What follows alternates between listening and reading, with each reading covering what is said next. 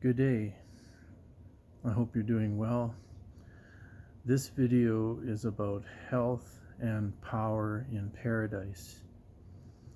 Now, you may have noticed throughout this video series that I'm doing on paradise is I'm often flip-flopping from my vision of paradise, as kind of like a destination or a finished product or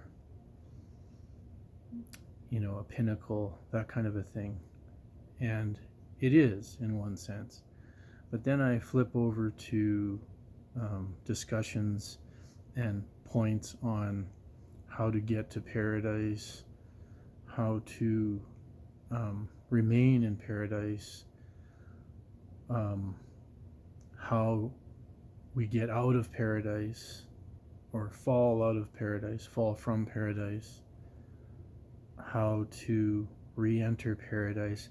So notice it's not all about like the static finished product thing.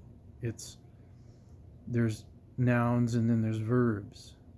So it's a thing, but it's also a verb, an action, continuous action. So I hope the point is getting across, or one of the overlying themes, that the way to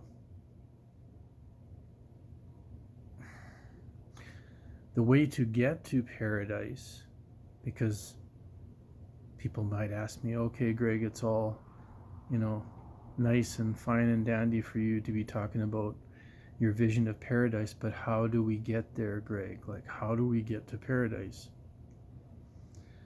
So the way to get to paradise is also the way that we remain in paradise. So when we find that place inside of ourselves that is already paradise and then remain there, we can find or re-enter paradise in our exterior world, find it and remain there, because we've already sort of regained it within ourselves. We recovered it or rediscovered it. So it's no good to get to paradise, and you'll see this in themes in movies and stories of the past. It's no good to get into paradise if we're immediately going to get booted back out. Or nobody is there to boot us out, actually. We boot ourselves back out of paradise. We fall back out of paradise if we try to force our way in to paradise before we're ready. We could possibly force ourselves into paradise, but then let's say into a higher dimension. Let's say we had a technology that we could inject ourselves by force, by our will, into paradise. But what would happen is we would immediately, once we get there, we would immediately drop back out of it and end up where we started. So it's no good to just, and I mean, there's all kinds of stories, whether you believe them or not, there are all kinds of stories related to this from the past, like stories of inner earth and let's say the Nazis trying to force their way into inner earth and this kind of thing. Well, either they weren't successful in getting there at all, or they would have immediately been rejected by themselves because they don't match the frequency of paradise. So first we need to match that frequency, and then we can go there. You might say automatically go there in a sense, and then we can stay in paradise as long as we want, and then we could even go to, let's say, greater or higher and higher paradises. So I wanted to get that out of the way first, and now I'm going to talk about the power of paradise and health in paradise. So paradise itself is a kind of power in and of itself. And I've sort of pointed at it with my first discussion here, is that it's a self-sustaining thing. So we're in this charged up state. You could say a higher vibrational state, or you could say a charged up state. So our bodies are always charged up and they're self-charging all the time. And therefore, paradise is self-charging. You see where I'm going with this? It's self-sustaining, it's self-charging. What do we do with our health so often in this 3D reality, or that 3D reality, or even toss around in our 4D reality? I could get into discussions about what the different dimensions or realities are about in another video, but just humor me for the purpose of this video. So in our 3D world, we often give away our power over our health to the authorities, to the medical establishment, to doctors, and say, oh, if I've got a doctor, then I'm healthy. Now, I'm not totally discarding that there is an element of truth there, in that because of the power of our own consciousness and our beliefs that is linked to that, we believe so strongly in a doctor that and the having a doctor and a sound medical establishment, at least what we perceive as a sound medical establishment, we believe so much in that it has somewhat of a let's say a health giving effect, so that we talk ourselves into basically being, oh, because I'm taken care of, I feel taken care of, so now by virtue of that I'm healthy. But in the long run, I feel, or let's say in the bigger picture, it's not a great thing, because you are in a sense giving away your power to something outside of yourself. So you're saying, oh, as long as I have a good doctor, then I'm healthy. Well, what happens if you cannot get a good doctor? What if you can never get a good doctor? Where does your health come from then? Where is your power reserves then? What is the source of your power? Where do you really get your power from? What really is the healing and life-giving force within yourself and within nature? What is the nature of good health? What is the nature of the immune system, the immunity that we have? Where does our healthy resilience come from? All these kinds of questions, I think, are much more constructive than where do I find a good doctor, how much faith do I have in my medical establishment, and so forth.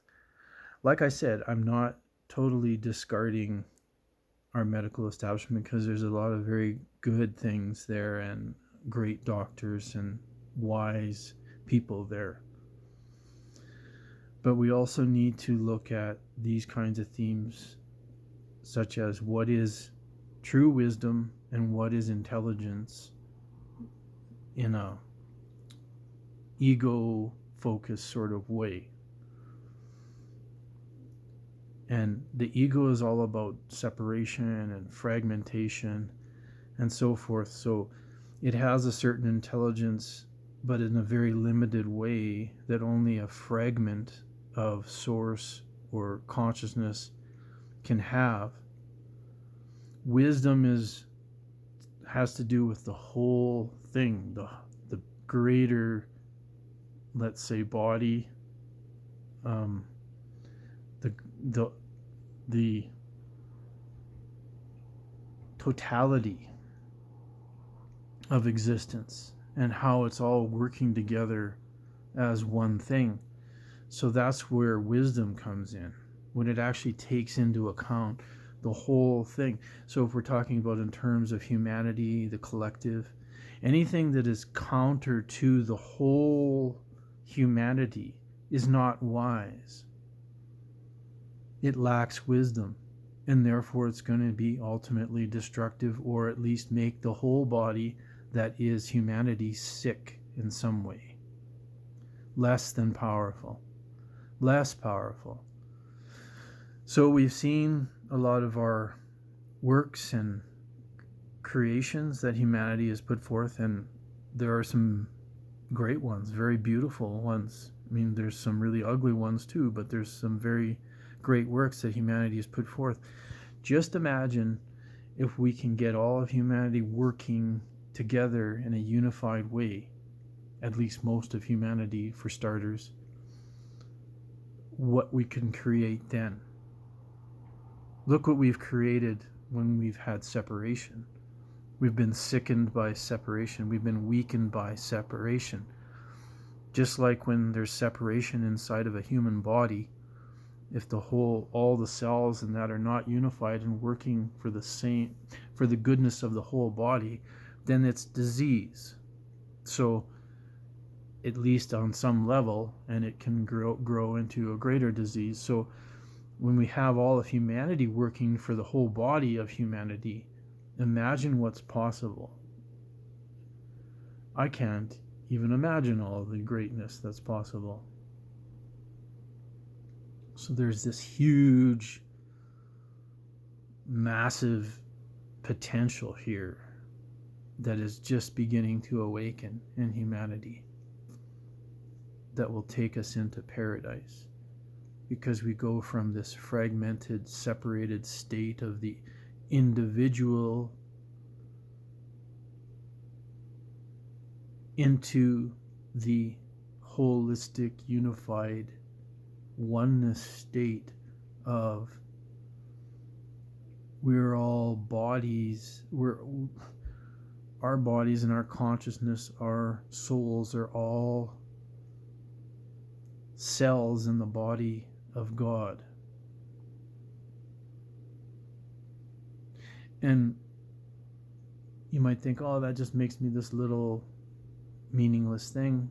Well, no, it doesn't, because all those cells have to be empowered and lit up. Let's say their mitochondria need to be lit up to make that whole body strong and powerful and beautiful as it can be.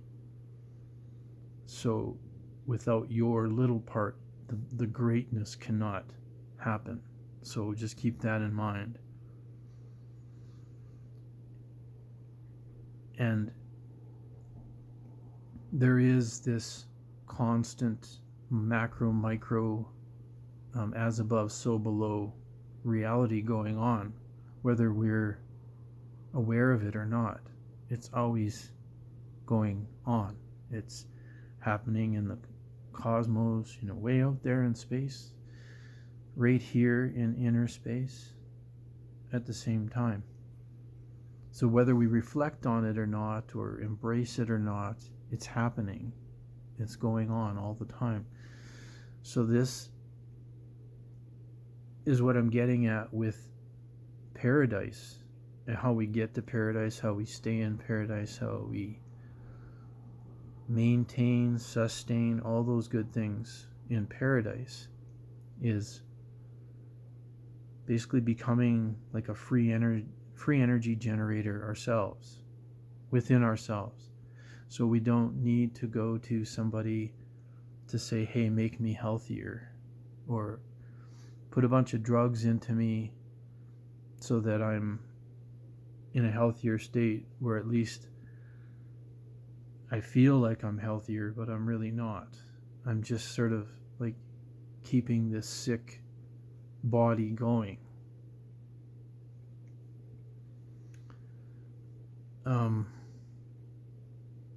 And then there's varying degrees and levels to this, of course. We want to get to a place where we never need a hospital or anything again, ever again. And I, for one, believe that's very, very possible. It's more than possible. It's inevitable in the evolution of humanity. How we get there, how quickly we get there, depends on how quickly we all come together. And I see it happening. I see it arising every day in the collective. It's coming.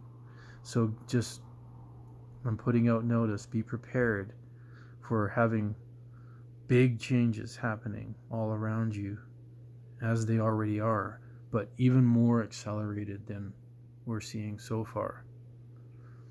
And in the paradise that I foresee and envision and that we co-create together, there will be this, it doesn't even have to be, it won't even be talked about anymore, because it'll just be understood and accepted as reality that we're all these self-sustaining free energy generators. And the word free is very significant with energy, because energy is always actually free. It's just we try to encapsulate it and trap it, and we block it sometimes, but it's always flowing free. So we just need to free the blocks within our own system, and we'll feel that free energy moving all the time. So in the paradise that I envision, there'll be this free energy movement happening all the time that will, it'll have the effect of a self-governing, self-sustaining system that is very charged up. It's not like our cell phone where it starts to deplete and runs out of battery or power after a while, so we need to go plug it in and charge it up again. No, we won't need to plug it into anything. We won't need to start eating some food so that we have more energy again. We'll just be humming with energy constantly. It'll be just surging through our system, through our veins.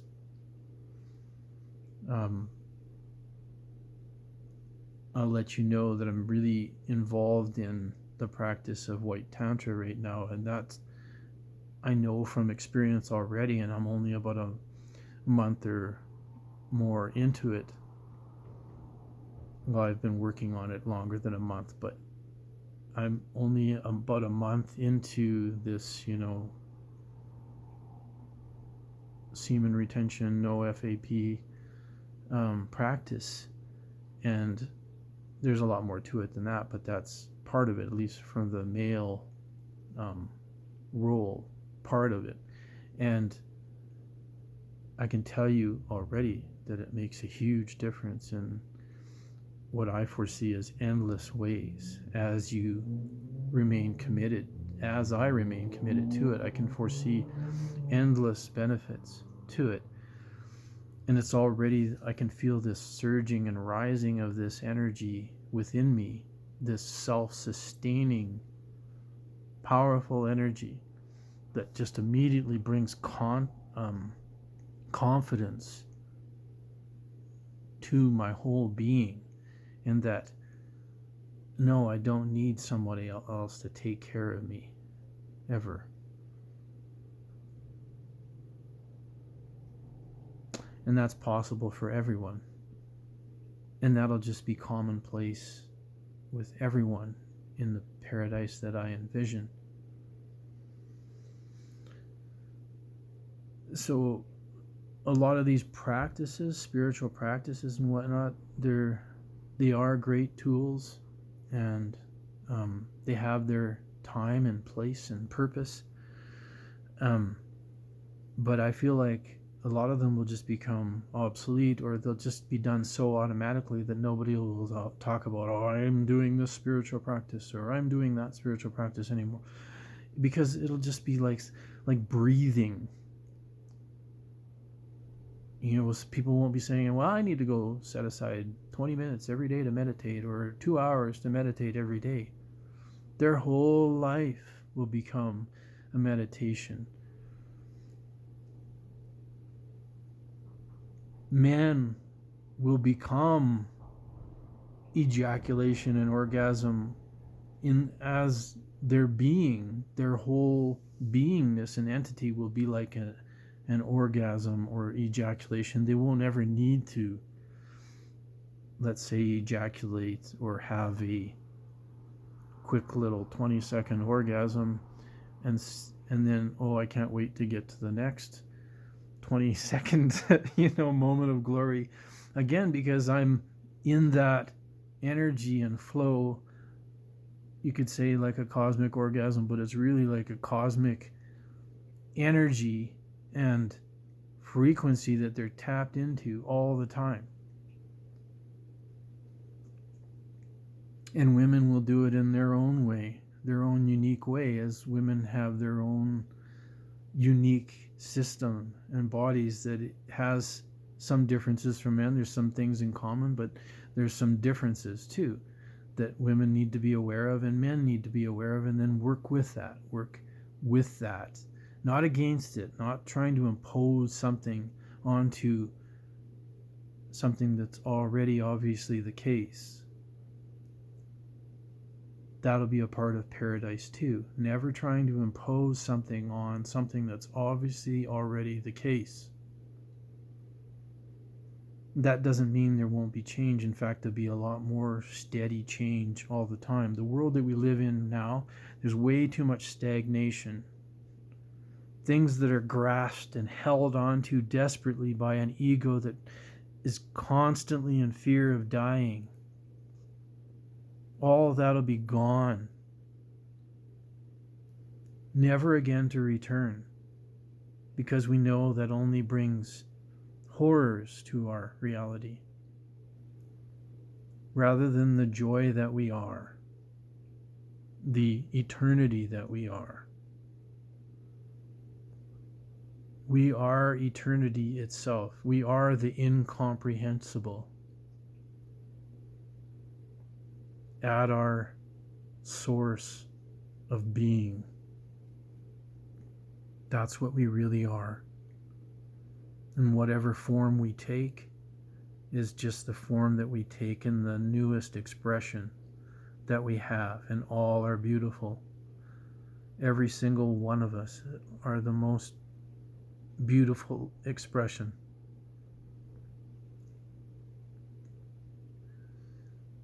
I want all of you to remember that always, that, we get these nice little cliches. Everyone is a beautiful snowflake. And then people make jokes about it and everything. And I like keeping things lighthearted and joking. But there is a great amount of truth to that, as there is with anything that can be made into a joke or funny, is there always has to be some element of truth in there, and that's why we laugh. In fact, I believe people have even said that's the formula for humor, is that they always have to inject some truth to it. So the truth is that we are all beautiful, unique snowflakes, and we all always need to remember that. But we're unique, that there's always going to be diversity and oneness. And that's part of the power of it as well. It's not a weakness. It's not, we don't need dissent. We don't need compliance with somebody else's agenda or values. We see that going on in the world right now, where you'll get one group demanding compliance to what they view as truth, or with their values and agenda. But that doesn't make their values or agenda the best one or the wisest. In fact, I would say when somebody has to push a certain agenda on others and try to enforce their will and their agenda on others, then it's not worth that's the irony of it. It's not worth forcing it. It's something that doesn't have much value to force on anybody. If it is something truly worthy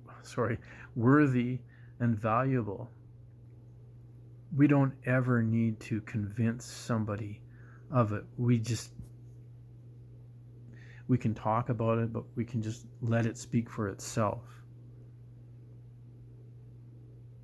And what's coming and the freedom and unity that is just beginning to flower on the planet will be all about that. It'll just take care of itself. It'll happen all by itself. We won't need somebody to force it on anybody else. It'll be people coming together, sharing the value of love and unity and freedom, and then just inviting everyone else that isn't a part of that yet to join, and never trying to push that on anybody.